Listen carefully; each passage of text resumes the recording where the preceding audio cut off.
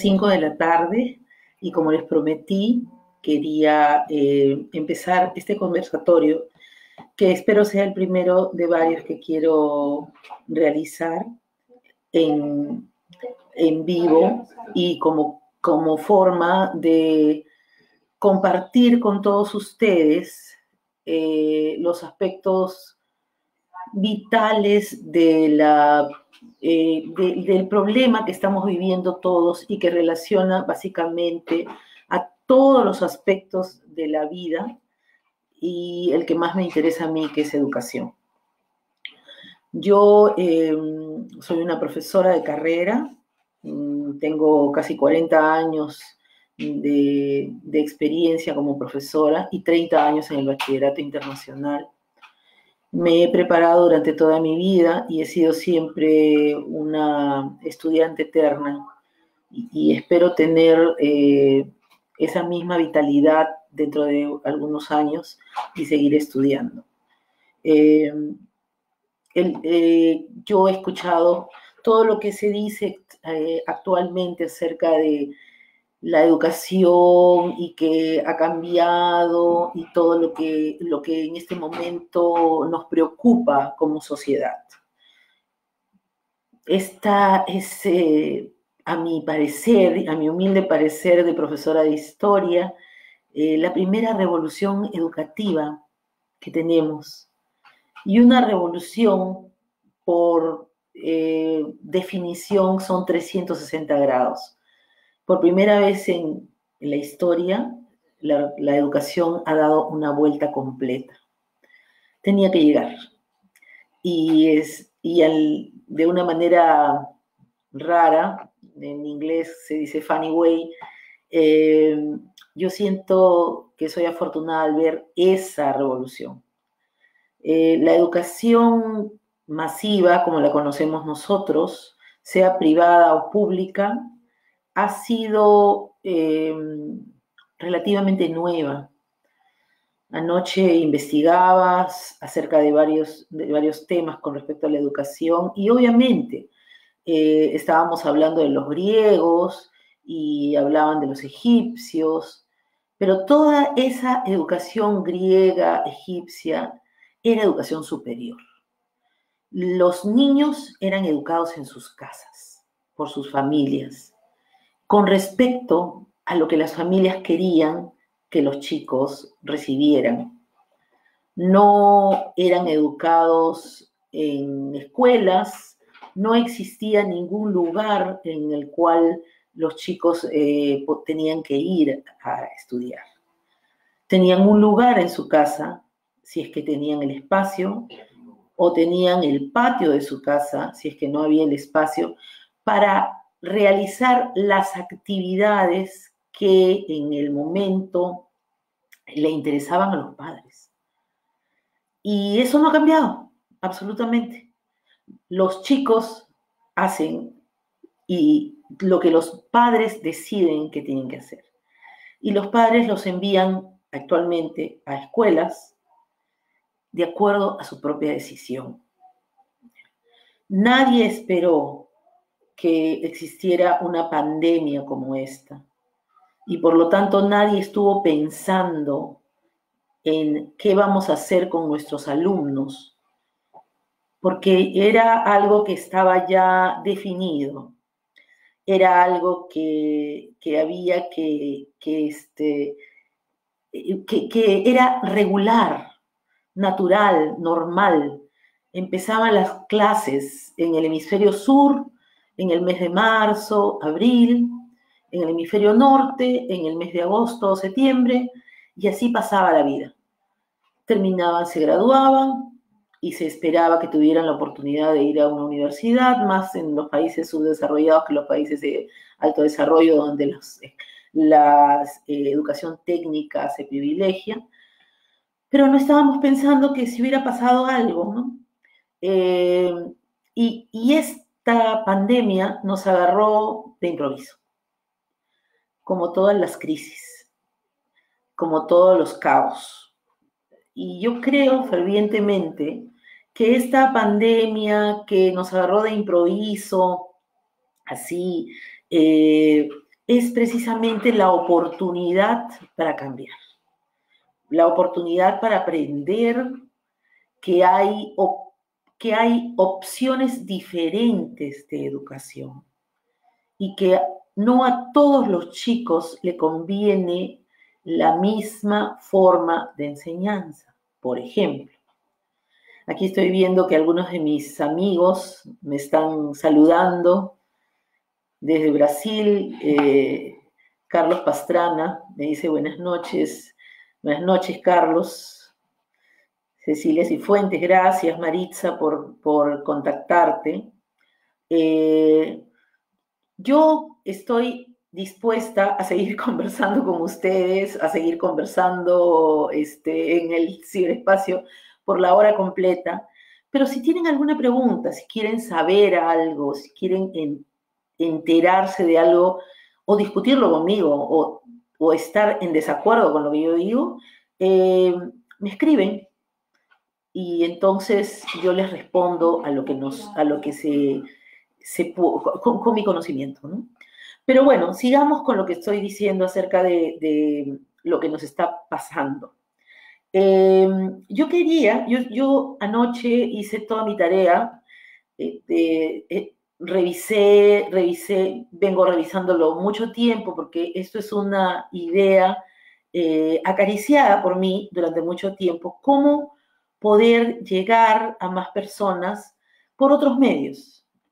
Durante casi 12 años, Asesoría Educativa, que es la empresa que nosotros fundamos como familia y que da servicios educativos, me ha permitido el tiempo para escribir un blog.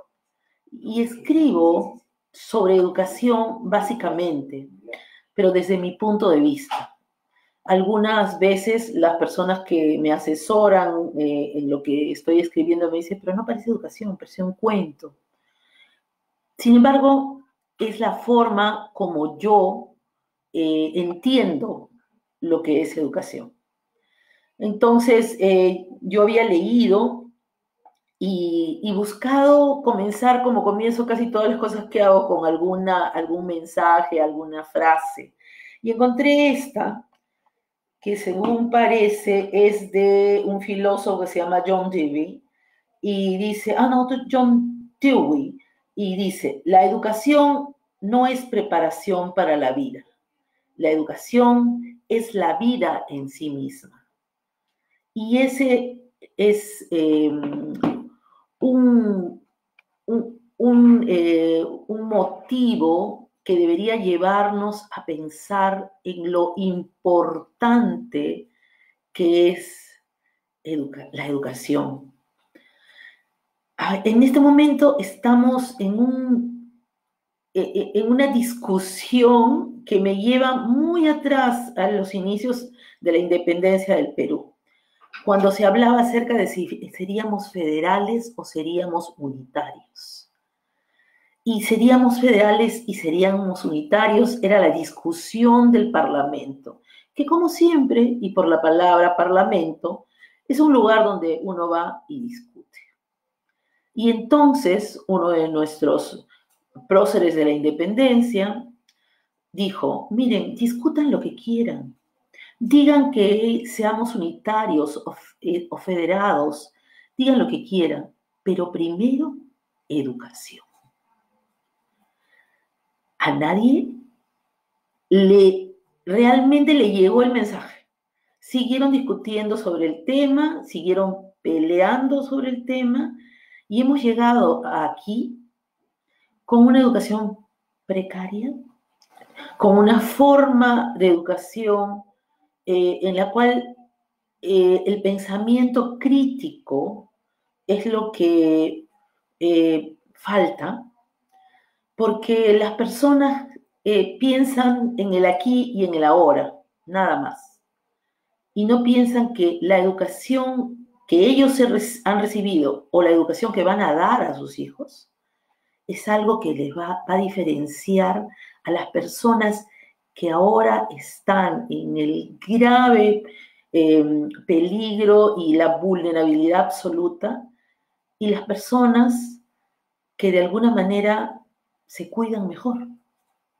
sin hablar de dinero, sin hablar de cuánto puedo tener, porque esta pandemia nos ha tocado a todos por igual y nos democratizó.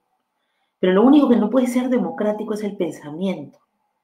Y si alguien está formado en pensamiento, esa persona no va a creer que va a tener que salir y empujarse con otros por un kilo de carne o por un rollo de papel higiénico, perdonando la expresión, porque sabe que se puede poner en peligro, solo porque tiene pensamientos correctos. ¿Y de dónde salen? No salen porque tuvo los mejores profesores, ni porque fue al mejor colegio, sino porque le enseñaron el apetito por aprender. Y este apetito por aprender es el que creo yo que debemos cultivar. Cuando yo trabajo con mis alumnas, y porque nuestro trabajo es un trabajo independiente, es un trabajo en el cual nosotros apoyamos personas que necesitan mayor apoyo que el que les da el colegio, y me dicen, pero dime cómo se hace. Le digo, bueno, tienes que aprender a hacerlo. Yo no puedo decirte cómo se hace. Yo no te puedo dar una receta. Yo te tengo que enseñar. Y a veces entramos en una discusión. Tengo apuro. Yo no. Yo no me apuro. Yo tengo que enseñarte. Yo tengo que estar segura que tú entiendas. Yo no te puedo dejar a la mitad. Y eso es algo que probablemente no sea lo más importante de la vida, que haya entendido lo que yo le estoy enseñando, pero que haya entendido que tiene que pensar y que tiene que quedarse en una posición, aunque esté limpiando su casa, bailando o lo que sea, de pensante, es lo que hace la diferencia. Si yo sé, y me lo han explicado, que no puedo salir a la calle si no tengo una mascarilla puesta de protección, y no lo creo, lo averiguo, pues. Todo el mundo en este momento, bueno, no todo el mundo, pero perdón, mucha gente tiene acceso a un medio en el cual podría averiguar por qué razón me están diciendo que me pongo una mascarilla. Puedo ver televisión, puedo escucharlo, pero no lo puedo escuchar como si me pasara por la cabeza, como eso de la educación, y Ribagüero hablando de educación, educación, y todo el mundo, no, y hablando de otra cosa, sino, sí, me importa, soy yo, y como yo, son mi familia, y mi gente. No solamente me pasa a mí, me voy a enfermar yo, sino el dolor que les voy a causar a los demás de verme enferma. Y entonces me tengo que preocupar. Esta mañana, sin ir muy lejos, yo estaba viendo por la ventana de la casa donde yo vivo que salía una vecina sin mascarilla, a 2 cuadras, a 2 metros míos o 3 metros. Mi intención fue darle una mascarilla, pero no tenía en el lugar y la vi pasar nada más. Yo no salgo, estoy dentro de mi casa y gracias a Dios tengo mucho que hacer, entonces no me desespero. Pero esta señora, mayor que yo, no había entendido. Y no estamos hablando de alguien que vive en la zona norte o en los barrios que están más vulnerables ni nada. Estamos hablando de una persona que vive en un lugar en donde por lo menos tiene televisión. Y sin embargo, sencillamente iba tranquila. Yo me quedé ahí porque esa es donde veo mientras lavo los platos, y la vi regresar muy contenta con una bolsa de pan, una de esas que ahora se compra. O sea, quiere decir que se fue hasta la tienda que queda en la esquina, compró pan, se lo vendieron, no le dijeron señora su mascarilla, y regresó. Nada le pasó, según ella. Ojalá, Dios lo quiera. Pero esas son las cosas que la educación te da. El pensamiento crítico. Yo tenía un profesor Soy graduada del Pedagógico de Monterrico y en el Pedagógico había un profesor que se llamaba Alberto Peinador. El padre Alberto se pasaba la vida diciéndonos, cultura es todo lo que queda cuando todo lo demás se ha olvidado. Yo no entendía. Hasta que me di cuenta, es el conocimiento que adquieres y que te sirve. Tú no sabes cuándo te va a servir el conocimiento. Pero yo les puedo hablar en este momento, por ejemplo, de muchas pandemias, por ejemplo, ¿no? Le puedo hablar acerca de el año 1348, cuando llegó el primer barco de China con la fiebre bubónica. No llegaron los chinos con la fiebre bubónica, llegaron las ratas con las pulgas. ¿Y por qué se extendió de esa manera? Se extendió de esa manera porque la higiene, que es parte de la educación, no tenía un papel principal en la vida de las personas. Ellas sencillamente tenían la idea, llegó a Venecia. Venecia era muy hermosa, como lo ha sido siempre y como lo es ahora, y estaba lleno de brocados y de telas importadas y sedas, y habían cortinajes y habían grandes fiestas y todo lo demás. Sin embargo, no había limpieza, no había higiene. Y por lo tanto, yo he leído versos de Leonardo da Vinci, que dicho sea de paso, no le gustaba pintar, sino le gustaba hacer otras cosas, y que era un autodidacta, bueno, un genio, ¿no? En donde ha hecho versos a las pulgas. Y a uno le parece pues muy repulsivo eso, y sin embargo en el momento era algo pues común. Tú tenías una pulga y te la pasaba a otra persona. Y obviamente eso causó la epidemia. Nada de lo que nosotros vivimos se parece a eso y al terror de eso, ¿no? Hace poco hemos visto algunos cuerpos en ataúdes fuera de las casas en Guayaquil, y nos hemos horrorizado. Bueno, en las epidemias, la casa entera se moría y te quedabas adentro, muerto, con tus muertos. Nada de lo que nos pasa. Ahora tenemos mascarillas, tenemos gente, tenemos médicos, muchas otras cosas.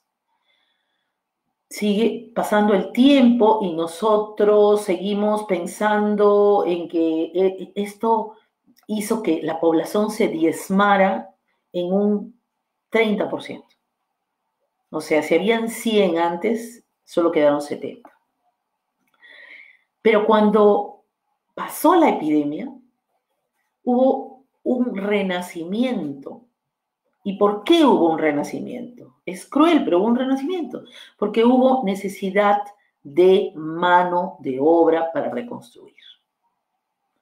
Y eso es algo que, salvando las distancias, vamos a tener que aprender a hacer, la reconstrucción. El otro día hablaba el presidente y decía que María Antonieta Hart, que es la ministra de Economía, decía, señor presidente, Alba Hart, María Antonieta, decía que, señor presidente, yo estimo que nosotros vamos a tener que reconstruir la economía del país como después de la guerra con Chile. Y nos va a tomar por lo menos unos 2 años o 3 años en reconstruir la economía. Pero reconstruir no es solamente agarrar cada piedrita. Tal vez la podemos hacer mejor. Tal vez podamos mejorar esta forma de vivir en la informalidad que tenemos muchos peruanos. Y esto regresa a lo que quería hablar con ustedes. Básicamente ya me fui por las ramas, sobre la educación y cómo estamos ahora en una pugna inútil sobre que si mi hijo recibe más o menos educación, porque es una educación virtual. Aparte de tener asesoría educativa, yo trabajo en un colegio y lo he tratado de observar, porque mis clases son por Zoom, y que la niña que era la persona que se movía más en la clase, sigue siendo la misma persona sentada frente a mí en Zoom, a la que tengo que tenerle mayor cuidado, a la que le tengo que decir 3 o 4 veces las cosas. No ha cambiado. Lo único que ha cambiado es el medio. Y algo que una profesora me enseñó hace unas 3 o 4 semanas en una reunión. Antes estamos cara a cara y ahora hay una interfase. No los puedo ver. No los puedo ver. A ustedes, por ejemplo, a mis alumnas las veo, ¿no? Pero esta interfase es algo que tenemos que superar. Pero no es algo que va en detrimento de la educación de sus hijos, no. Es algo que es una oportunidad para que sus niños sean más observantes, más pacientes, menos reactivos, tal vez. Es muy gracioso porque había un video de un profesor que iba a hablar sobre la paciencia y entonces los niños hablaban y se saludaban y volvían a saludar y volvían a saludar hasta que llegaban todos. Y él les pedía que por favor se pusieran en mute y alguno para ponerse en mute le decía ya profesor y todo esto. Y eso nos pasa todos los días. Pero en lugar de perder la paciencia, que fue un chiste, pues, obviamente, hay que decir, ya, pues, tengo 5 minutos en buenos días, buenos días, buenos días. Entonces, lo que yo decidí fue que iba a aprovechar estos 5 minutos para conversar con ellos, para decirles algo interesante. Porque a veces se muestran y detrás de ellas está un cuadro. Y entonces yo les digo, qué bonito tu cuadro. Y parece ser que en ese momento hay algo que supera su atención. Y comienzan a decirme, sí, me lo compré, ay, gracias, o algo por el estilo. Entonces esos 5 minutos, mientras yo admito a todo el mundo, que no soy muy rápida, dicho sea de paso, ellas pueden tener este contacto conmigo, el contacto que las alegra. Yo lo siento, a pesar de la interfase, a pesar de que no estamos juntas, yo lo siento. Entonces, al tener este tiempo de 5 minutos que es, buenos días, Miss, ¿cómo estás? ¿Cómo estás? Miss, hola, ya entré, discúlpame, no pude, llegué tarde porque no me podía conectar, ¿qué puede pasar? Y todo lo demás, en lugar de andar, sí, hola, entonces veo algo. Hoy día hablamos de que habían unas que para evitar que la internet se absorbiera más y nos pudiéramos cortar, se quedaron, no cortaron el video. Y entonces salieron dibujitos, ¿no? Y salieron los perritos de una y de otra. Entonces conversamos de eso por 5 minutos. No tiene que ser toda la clase. Y luego todas estábamos listas para la clase. Y comenzamos a trabajar. Y otra cosa que yo hago este año, estoy enseñando historia del Perú y religión. Y yo me resisto a que la historia del Perú sea la historia muerta, sin nada más que decir. Por lo que yo hago conexiones con la realidad. Entonces, si estamos aquí y es 2020, podemos hablar acerca de algo que pasó 100 años atrás y en qué eso nos ha beneficiado o perjudicado. Y en el mundo, en el 1920, que todo el mundo cree los fabulosos años 20 y tanto, la gente se estaba recuperando, primero, de la Primera Guerra Mundial y segundo, de la gran pandemia que se llevó 40 millones de personas, a la cual le llamaron la gripe española. Y lo llamaron la gripe española, sabe Dios por qué. Porque no tenía nada que ver, porque más golpeó en los Estados Unidos. Lo que yo he encontrado es que en donde golpeó, que fue en los Estados Unidos, y en los países europeos, en Brest, que es un puerto francés por donde salían los barcos que ya regresaban de la guerra, lo silenciaron. Y como España siempre fue neutral en ambas guerras, España, la prensa española, que eran periódicos solamente en esa época, lo publicó mucho.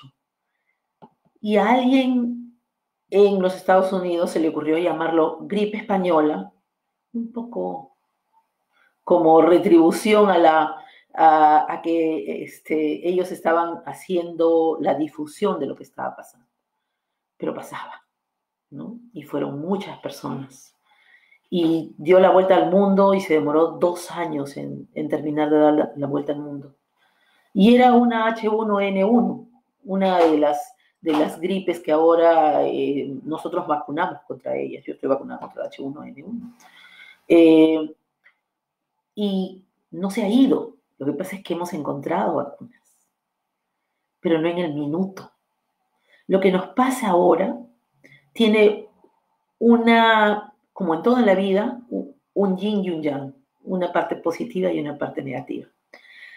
Estamos tan llenos de información que de verdad necesitamos nuestra educación y nuestro pensamiento crítico desarrollado durante la educación para entender qué es lo que tenemos que recoger como válido y qué es lo que no tenemos que recoger como válido. Y entonces tendríamos que pensar que en medio de todo esto y pensar, el doctor tal está enfermo o el ministro o lo que sea, que todos los días nos dicen, ¿qué pasa con nuestros chicos? Porque con ellos no conversamos de esto, conversamos sobre ellos, pero no con ellos. Hoy día, en otra clase que tuve, me dice, Miss, ¿te enteraste que vamos a estar 15 días más? Yo ya no puedo más. Entonces, conversamos un rato acerca de cómo que yo ya no puedo más. Tienes que tratar de pensar que hay otras maneras de vivir, que salir a la calle no es todo lo que puedes hacer, que puedes contagiarte, que tienes la oportunidad de estar cómodo en tu casa, por lo tanto, te deberías tratar de quedarte. Sin embargo, ha salido en las reglas que ha dado hoy día el presidente que los chicos van a poder salir con un adulto y van a poder caminar 500 metros y regresar. Van a tener 1 hora, creo. Parece como salir al patio de una prisión o algo parecido, ¿no? Está bien, está muy bien. La que relataba eso decía, porque a mí me encantaba ver a los chicos en el parque que está frente a mi casa. Yo no sé, porque yo también tengo un parque muy cerca y a las personas que vivían cerca del parque como que no les encantaba mucho que estuvieran los perros, los niños y no sé qué, que hay mucha bulla. Y ahora parece que el silencio te hace añorar. Eso es natural, ¿no? Entonces, ¿qué sucede? Que el tema de salir ya es otro horario, otro momento. ¿Quién va a salir contigo? ¿Qué es? ¿Te sacan a pasear? ¿Cómo? ¿Cómo van a evitar que corras por el parque si tienes 8 años, 7 años, 6 años y te sacan? ¿Cuántas personas cuando regresan con sus hijos después de haberlos sacado, los van a cambiar completamente, los van a bañar y van a lavar esa ropa? ¿Qué va a pasar? Hay que pensar qué cosa es lo más beneficioso. La educación que se está dando desde los colegios de la escuela pública, pasando por la escuela privada de la clase media y la alta escuela privada, que es cara y todo, está tratando de cubrir todos los aspectos que tengan que ver con todos los cursos.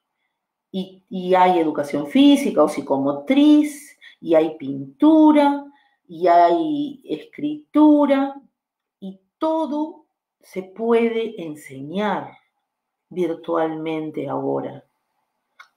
No es algo nuevo.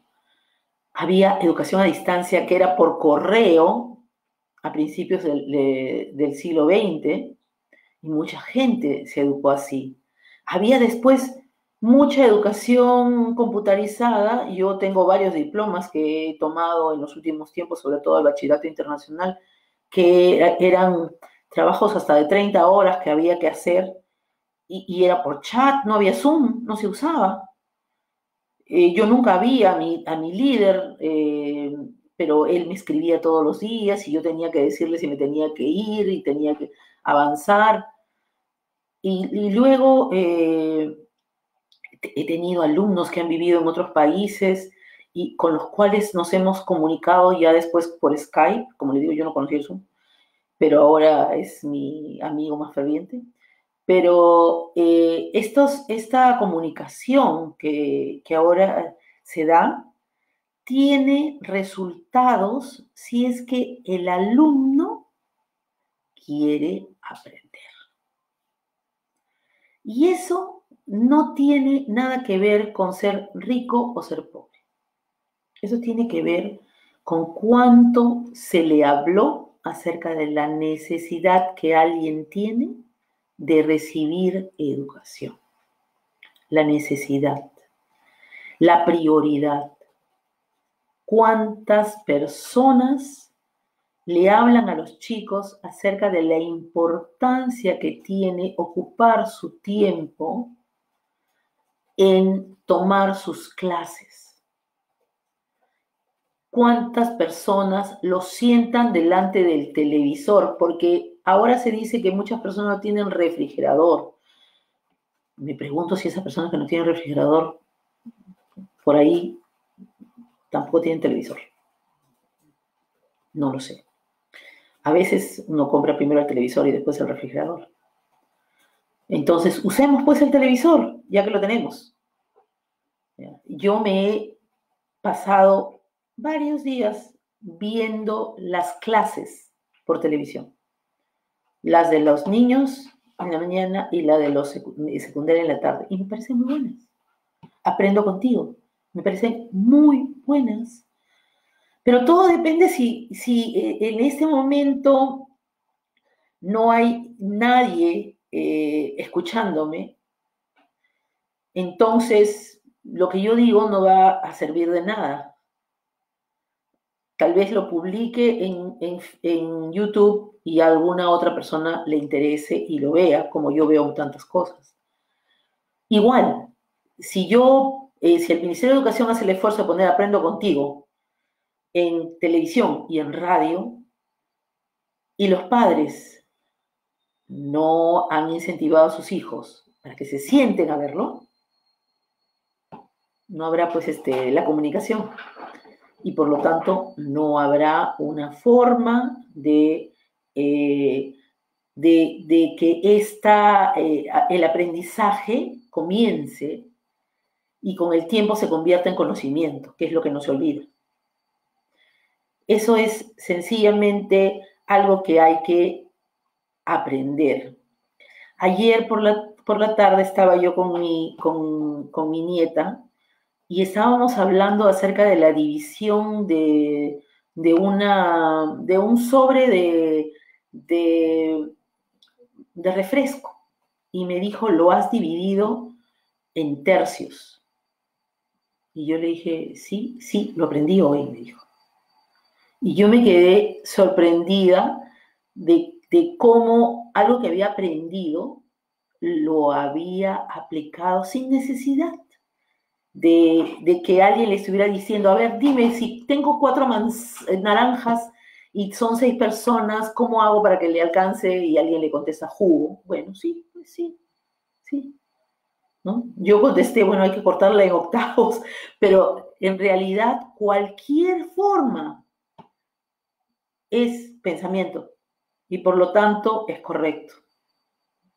Entonces, lo que tenemos nosotros aquí es que primero tratar de comprender que quejarnos no nos va a hacer de mayor beneficio. Tal vez de catarsis, ¿no? Tal vez de la necesidad que tenemos de hablar. Y por esa razón podemos quejarnos, ¿no? Pedir ayuda, sí, eso es importante. A veces no tenemos la ayuda necesaria, ¿no? Había un señor que necesitaba paracetamol y lo dijo en radio y le contestó una señora que le iba a mandar una contribución para que comprara paracetamol. Eso es verdad. Pero el gobierno también está haciendo su parte, las instituciones privadas están haciendo su parte y todos nosotros vamos a tener que entender cuando salgamos de la pandemia que lo mejor que podríamos ser es menos desestructurados como sociedad. Que ser informal sirve siempre igual de informalidad y que ahora no podemos pensar que vamos a ser formales cuando nunca hemos tenido una preparación formal, ¿no? Y es lo que nos está pasando en algunas regiones. La mamá dice, pero si estábamos sentados en la puerta porque hacía calor adentro, pero si le habían dicho que entrara, nunca obedeció. No obedeció cuando le dijeron siéntate y mira algo en la televisión tampoco, seguramente. Si tiene un niño pequeño, probablemente no lo esté incentivando para que estudie. Y si pasamos de ese punto, les digo sinceramente que yo creo les digo sinceramente que yo creo que la educación nacional está haciendo un gran esfuerzo. El Internet es imposible en algunos lugares. Si es difícil para nosotros en algunos momentos, imagínense el Internet en lugares de la selva amazónica, por ejemplo. Entonces, la radio, la televisión, los horarios. Las personas se preocupan por otras cosas, se preocupan por el hecho de que van a tener que salir a trabajar y con quién se van a quedar sus hijos. Eso es un tema que también hay que racionalizarlo. Yo no conozco cuántas escuelas cuidan niños en situación de pobreza extrema, pero podrían organizarse de alguna manera, de alguna manera que hayan personas que no puedan salir a trabajar porque son adultos mayores o porque ya no trabajan, para que ellos puedan quedarse con los niños en lugares grandes, con niños pequeños. Y también enseñarle a los más grandes que no todo es pues saltar, brincar, correr y tener alguna responsabilidad. Porque de otra manera, lo único que hacemos es decir, no, yo no puedo salir a trabajar porque ¿quién va a cuidar a mis hijos? Entonces no tengo plata para cuidarlos y entonces ellos no van a tener que comer y entonces yo no voy a poder darles educación y durante 10 años en el futuro vamos a echarle la culpa a la pandemia de que mis hijos no tuvieron educación. No podemos hacer eso. Tenemos que salvarnos de esa forma de creer que yo no puedo hacer algo por mí mismo. No, yo tengo que aprender que yo puedo hacer algo por mí mismo, que no necesito el asistencialismo del gobierno. Está bien que nos dé el dinero, total, es de nuestros impuestos, de los que pagamos los impuestos. Pero esas personas que son informales, aprendan a que, aunque sea poquito, hay que pagar impuestos. No le corran a la bancarización, no le corran a tener un número de RUC para que de alguna manera así los identifiquen y no sean invisibles y no queden en un lugar en donde nadie los está ayudando porque no están en ninguna lista. Porque durante mucho tiempo ustedes no estuvieron en una lista porque no querían pagar impuestos. Digamos la verdad. Y finalmente ahora no están en una lista y no pueden recibir. Eso hay que pensarlo. Pasamos a la siguiente parte de la educación, digamos.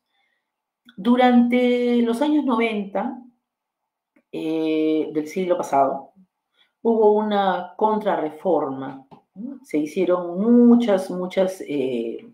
digamos, muchos intentos de mejorar la educación de alguna manera para hacerla más fácil, más rápida, más viable. Y en este momento, los que estaban en desacuerdo era la escuela pública, porque se les pagaba mal, porque no tenían suficientes materiales, y entonces empezaron unas huelgas grandes que finalmente terminaron en el hecho de que se abrieron muchos pequeños colegios particulares. Y muchas personas que tenían bajos ingresos deseaban que sus hijos fueran a una escuela mejor, donde los profesores no se fueran a la huelga, donde los profesores estuvieran las horas que ellos necesitaban que sus hijos estuvieran en el colegio. Y entonces encontraron en estas pequeñas escuelas, encontraron una salida a esta ansiedad que tenían los padres. Y estaban pagando poco por una educación que a veces fue o es menor que la escuela pública provee. Esa educación tiene que ser reglamentada también.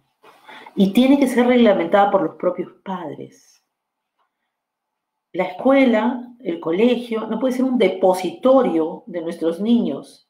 Yo los llevo al colegio en la mañana y los saco en la tarde. Y después la Miss dice que él necesita más estudio, entonces yo lo regreso y lo vuelvo a llevar y yo hago un sacrificio porque él estudie, pero no me alcanza para más. A veces tendríamos que decidir si en lugar de hacer eso, no ponemos a nuestros hijos en un colegio público y exigimos que se nos dé buena educación. Porque tenemos derechos a exigir. Pero en lugar de tener derechos, solamente los padres tienen esta intención de que a los chicos no se les prive de nada que tienen los niños que tienen más dinero. Entonces la fiesta de promoción, el viaje, el que tengan el regalito y todo, cosas que son completamente deleznables, completamente innecesarias. Si uno tiene poco, con ese poco hay que educar, nada más. Y eso es importante. Así que las personas que tienen sus hijos en estos pequeños colegios, tienen que exigirles a los colegios. Pero estos colegios ganaban poco dinero con lo que ustedes pagaban. Y yo creo que no van a poder subsistir si ustedes le piden una rebaja también. Porque es ya demasiado poco. ¿Y dónde golpea más eso? En los profesores. En estos profesores que probablemente son profesores de la tarde de colegios públicos y que van a los colegios particulares en la mañana a enseñar. Y que están cansados en alguno de los dos lados, porque no han tenido un momento para tomar un refrigerio o lo que sea. Entonces, tratan de dar la menor cantidad de conocimientos posibles, porque no pueden más. Sencillamente, si se hace una reducción mayor, yo no sé a dónde van a llegar. Así como se dice que se cerraron los restaurantes o los kioscos y yo ya no tengo dinero, igualito, en la misma forma. Muchos de estos profesores no tienen vacaciones pagadas. Los pequeños colegios son empresas y les pagan, les hacen un contrato de 10 meses y se acabó. Y los otros 2 están ahí. Entonces recién ingresaron y ya no tienen vacaciones, ya no tienen dinero. No les van a pagar o les van a decir, bueno, ¿sabe qué? El contrato de este año va a tener que rescindirse, eso de la suspensión perfecta o lo que sea que se quiera hacer. ¿Qué es lo que vamos a hacer nosotros como padres de familia? Tenemos 2 caminos. O resignarnos a que tenemos que pagar por la educación de nuestros hijos y exigir que esa educación sea de mejor calidad, ¿ya? O moverlos a la escuela pública y también exigir que la escuela pública sea de mejor calidad. Pedir, ir, hablar de cosas importantes y no de, no, la señorita no hace esto o lo otro. O me piden un montón de papeles para llevar al colegio y yo le compré todo para que no lo molesten, no digan que no está llevando lo que debe. No, eso no es importante. Importante es aprender. Y luego están los demás colegios, los que tienen una pensión más alta y que han hecho las reducciones de acuerdo con sus posibilidades, pues. Y cada uno de ellos ha hecho la reducción. Así que esos colegios tendrán que entrar, bueno, todos los colegios privados tendrán que entrar en lo que el ministro de Educación ya llama transparencia. Y por lo tanto, esta transparencia será lo que los va lo que les va a permitir subsistir, seguir adelante o ver qué cosa es lo que se va a hacer con ellos.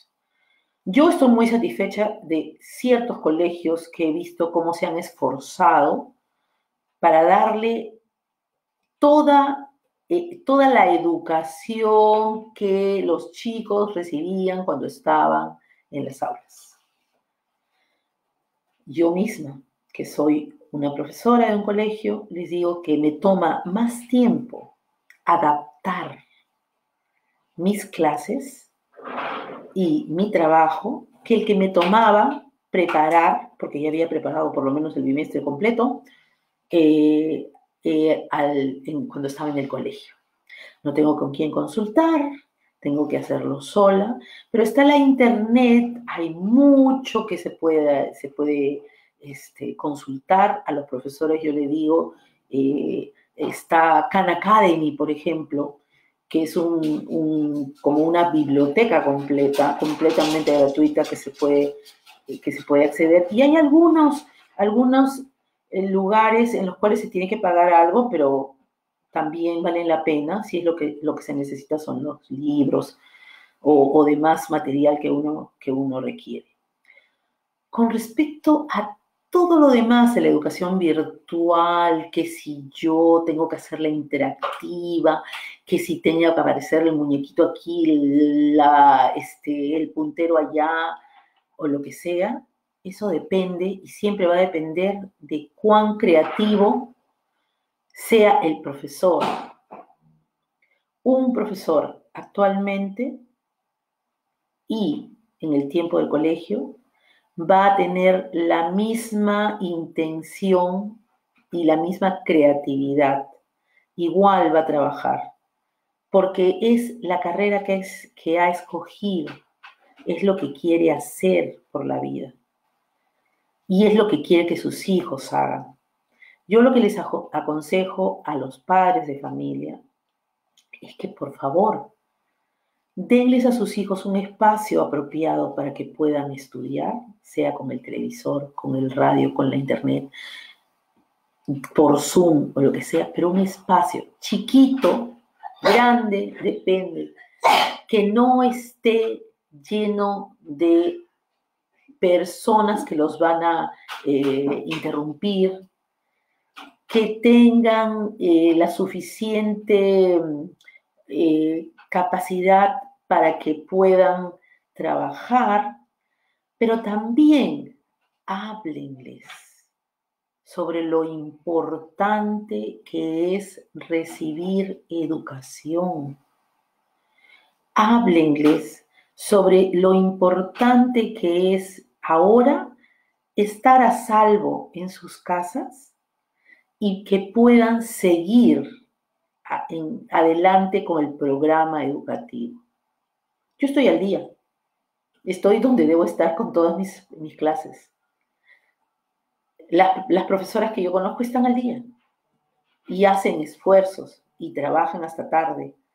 Así que no es que sus hijos no van a recibir educación. Hoy una muy buena amiga mía que tiene una escuela de ballet, yo le encuentro dificilísimo eso, pero vamos a ver, ella dice, ha puesto un post que dice, vamos a empezar las clases de ballet y va a ser de igual calidad de cuando estábamos en el estudio. Ella ha ganado premios, sus niñas han ido a bailar al Teatro Nacional y todo lo demás, son todas pequeñas, y sin embargo, tendríamos que tener la confianza en que eso va a suceder, que ellas van a poder transmitirles a las niñas el interés por la danza que siempre han tenido y que las niñas harán sus ejercicios y estarán estudiando igual, y que la correteaba y había que perseguirla, que también sucede en una escuela de ballet y todo esto, va a corretear igual y habrá que perseguirla, pues. Finalmente, no es más el tiempo. Yo quisiera hacerlas reflexionar a las madres y a los padres. ¿Cuántas veces hemos tenido 53 días para estar con nuestros hijos? ¿Hace cuánto tiempo? Aunque sea para quejarnos, aunque sea para decir, pucha, que ese niño se porta así o se porta así, para darse cuenta de cómo se porta, de que de repente no es el más académico de todos los niños, sino va a ser el mejor lector del mundo, y que de repente lo que va a hacer es un buen atleta, o de repente tiene una habilidad con las manos que no sabíamos que existía. Porque todos nosotros, para poder proveer a nuestros hijos de lo que necesitan, hemos tenido que salir muy temprano de nuestras casas y regresado muy tarde. Entonces, estas habilidades que los chicos desarrollan en el colegio y que nosotros no apreciamos más que en las actuaciones, son las que debemos apreciar ahora y debemos gozar. Todavía tenemos 15 días más para poder vernos a nosotros mismos y estar con la familia y no quejarnos de que si tengo un niño que está en kinder es muy difícil, yo pagué porque él fuera kinder y ahora tengo que ser yo la maestra. No, estás recibiendo la información que te dan, estás recibiendo la forma, sigue la estructura que te da el colegio, que te da la maestra, y verás que no ha perdido nada tu hijo. Además, están ganando capacidad de contemplación. Están viendo el cielo azul, que muchos de nosotros es la primera vez que lo vemos en Lima. Están apreciando momentos en el día en que se pone el sol, en que hace frío. Están siendo niños que se mueven y que hablan con ellos mismos, que ya no hacían los niños, porque de tanto estar en la computadora se cansan y quieren jugar. Y aunque tengan un sitio chiquitito, si se los dan para ellos van a jugar ahí. El tema es que no le pueden pasar por encima tampoco. Ordenen sus casas de tal manera que los chicos puedan tener un sitio para estudiar. Van a jugar ahí. El tema es que no le pueden pasar por encima tampoco. Ordenen sus casas de tal manera que los chicos puedan tener un sitio para estudiar. Y los grandes saben ya cómo hacer sus cosas. Yo quería aprovechar estos últimos 5 minutos para decirles que voy a seguir mandando estas conversaciones en vivo, probablemente el próximo viernes, y que quiero hablar sobre aspectos más específicos. Esto ha sido solamente el primer conversatorio, ¿no?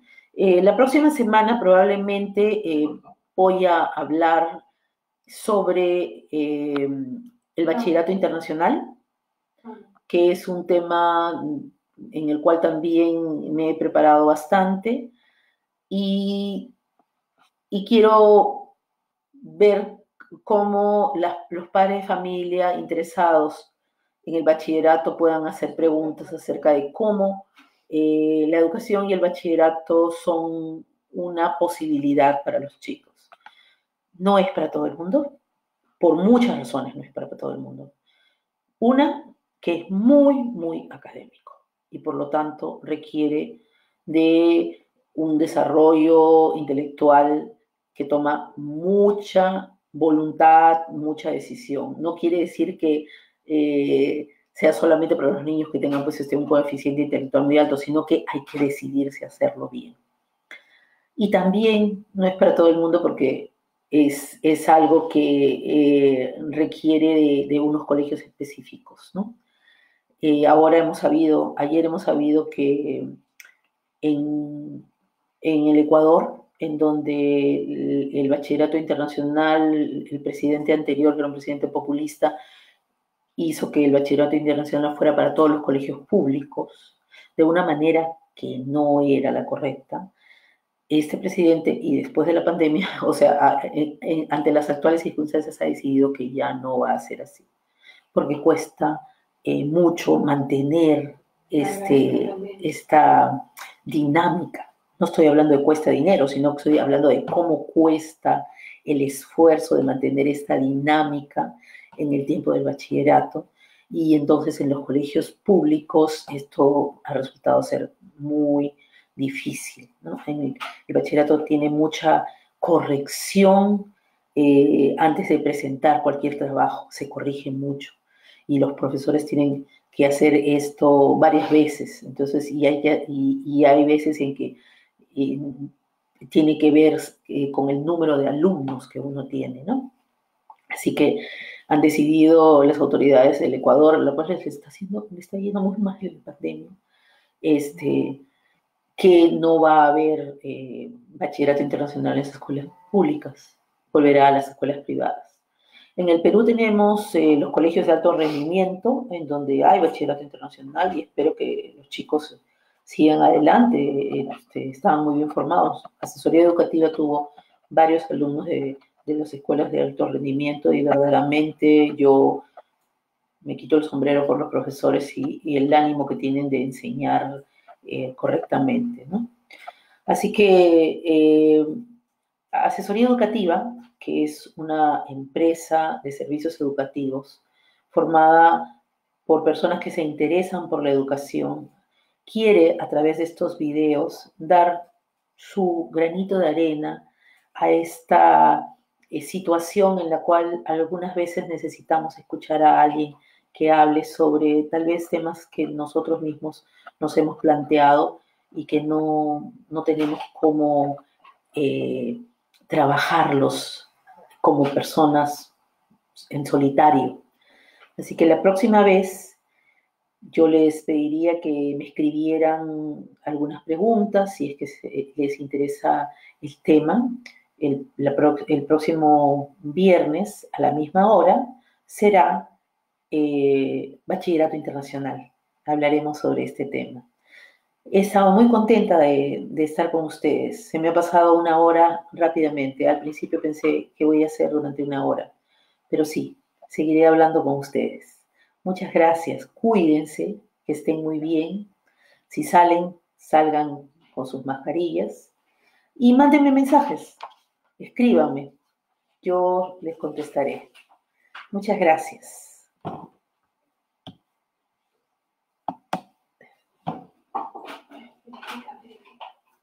Ya finalizamos.